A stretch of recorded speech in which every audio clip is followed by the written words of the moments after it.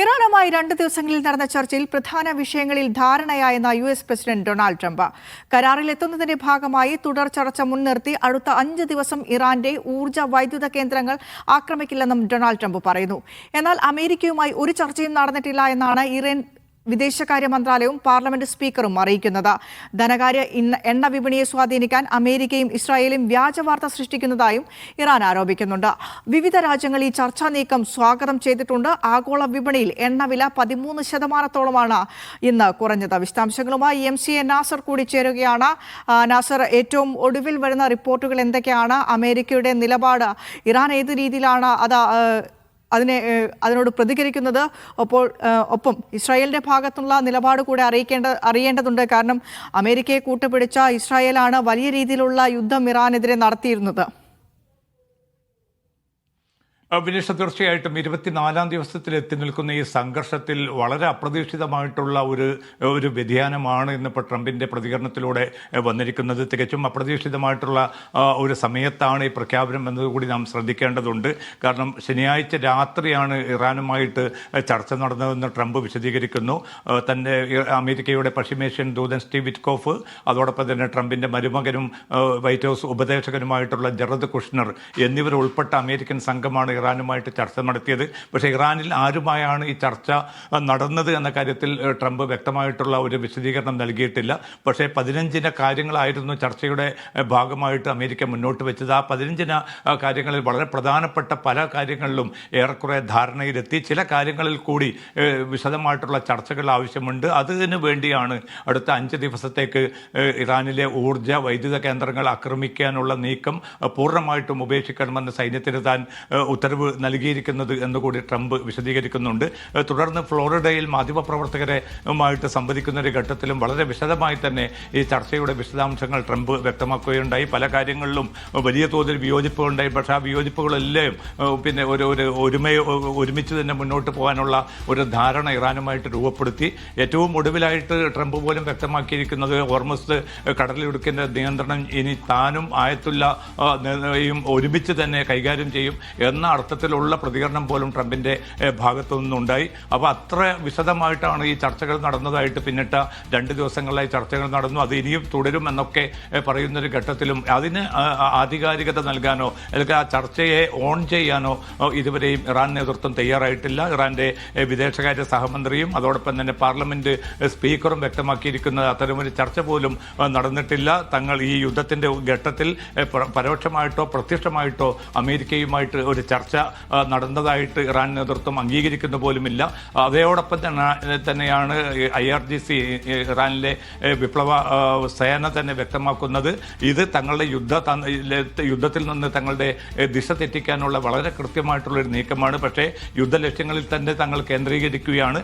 വളരെ കൃത്യമായി തന്നെ ആ സൈനികമായിട്ടുള്ള നടപടികളുമായി തന്നെ തങ്ങൾ മുന്നോട്ട് പോകുമെന്നൊരു മുന്നറിയിപ്പാണ് IRGC ഉൾപ്പെടെയുള്ള സൈനിക വിഭാഗവും നൽകുന്നത്. അതുകൊണ്ട് തന്നെ ഈ ചർച്ച ഇനി ഏത് ദിശയിൽ പോകുമെന്നോ അല്ലെങ്കിൽ 5 ദിവസത്തിനുള്ളിൽ എന്താണ് ഇനി സംഭവിക്കാൻ പോകുന്നതോ എന്ന കാര്യത്തിൽ വ്യക്തതയില്ല.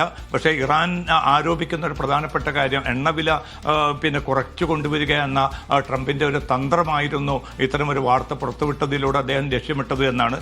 അതോടൊപ്പം തന്നെ ഇറാനെതിരായിട്ടുള്ള സൈനിക നീക്കത്തിനുള്ള കുറച്ചൊരു സാവകാശം തേടുക, പ്രത്യേകിച്ച് യുദ്ധക്കപ്പലൊക്കെ ഒരുക്കി നിർത്താനുള്ള ഒരു സാവകാശം തേടുക എന്നീ 2 ലക്ഷ്യങ്ങൾ മുൻനിർത്തിയാണ് ട്രംപ് ഇത്തരമൊരു വ്യാജ വാർത്ത സൃഷ്ടിച്ചതെന്നാണ് ഇറാൻ പാർലമെന്റ് സ്പീക്കർ വ്യക്തമാക്കുന്നത്. അപ്പോൾ ഒരു അവ്യക്തതയും അനിശ്ചിതത്വവും ഇക്കാര്യത്തിൽ നിലനിൽക്കുന്നുണ്ട്. അല്പം മുമ്പ് ഇസ്രായേൽ പ്രധാനമന്ത്രി നെതന്യാഹുവുമായിട്ട് അമേരിക്കയുടെ വൈസ് പ്രസിഡന്റ് JD വാൻസ് ടെലിഫോണിൽ ബന്ധപ്പെട്ടിരുന്നു.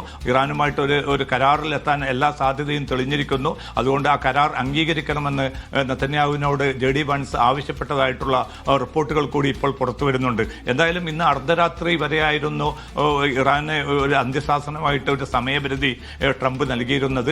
അതിനു മുമ്പ് ഹോർമുസ് കടലിടുക്കിലെ നിയന്ത്രണം പൂർണ്ണമായിട്ട് പിൻവലിക്കണം, സ്വതന്ത്രമായിട്ട് കപ്പലുകൾക്ക് സഞ്ചരിക്കാനുള്ള അവസരമൊരുക്കണം. അതല്ലാത്ത പക്ഷം ഇറാനിലെ വൈദ്യുത നിലയങ്ങൾ, ഊർജ്ജ കേന്ദ്രങ്ങൾ പൂർണ്ണമായിട്ടും തങ്ങൾ തകർക്കുമെന്ന ഒരു മുന്നറിയിപ്പായിരുന്നു നൽകിയത്. അതിനുള്ള തിരിച്ചടി എന്ന നിലയ്ക്ക് മേഖലയിലെ എല്ലാ വൈദ്യുത നിലയങ്ങളും ഊർജ്ജ കേന്ദ്രങ്ങളും തങ്ങൾ ആക്രമിക്കും ആക്രമിക്കുമെന്ന മറ്റൊരു ഭീഷണി ഇറാനും ഉയർത്തിയിരുന്നു. അത് മേഖലയിൽ വലിയ തോതിലുള്ള ഒരു ആശങ്ക സൃഷ്ടിച്ച ഒരു പശ്ചാത്തലത്തിലാണ് മണിക്കൂറുകൾക്ക് മുമ്പേ ട്രംപിന്റെ ഈ ഒരു ചുവടുമാറ്റം ഉണ്ടായിരിക്കുന്നത്. പക്ഷേ ഇപ്പോൾ പോലും കൃത്യമായിട്ട് ഈ ചർച്ച സംബന്ധിച്ചൊരു വിശദാംശങ്ങൾ ലഭ്യമല്ല. പക്ഷേ ബ്രിട്ടൻ ഉൾപ്പെടെ യൂറോപ്യൻ രാജ്യങ്ങളൊക്കെയും ഈ ട്രംപിന്റെ പ്രതികരണത്തെ സ്വാഗതം ചെയ്തിട്ടുണ്ട്. എത്രയും പെട്ടെന്നൊരു നയതന്ത്ര പ്രശ്നപരിഹാരം വേണമെന്നാണ് ആവശ്യപ്പെട്ടിരിക്കുന്നത്. അല്പം മുമ്പ് റഷ്യൻ വിദേശകാര്യമന്ത്രി ലാവ്റോവ്, ഇറാൻ വിദേശകാര്യമന്ത്രി മഹ്മൂദ്, ഇറാൻ വിദേശകാര്യമന്ത്രി അബ്ബാസ് അറാക്ചിയുമായിട്ട് ടെലിഫോണിൽ സംസാരിച്ചിരുന്നു.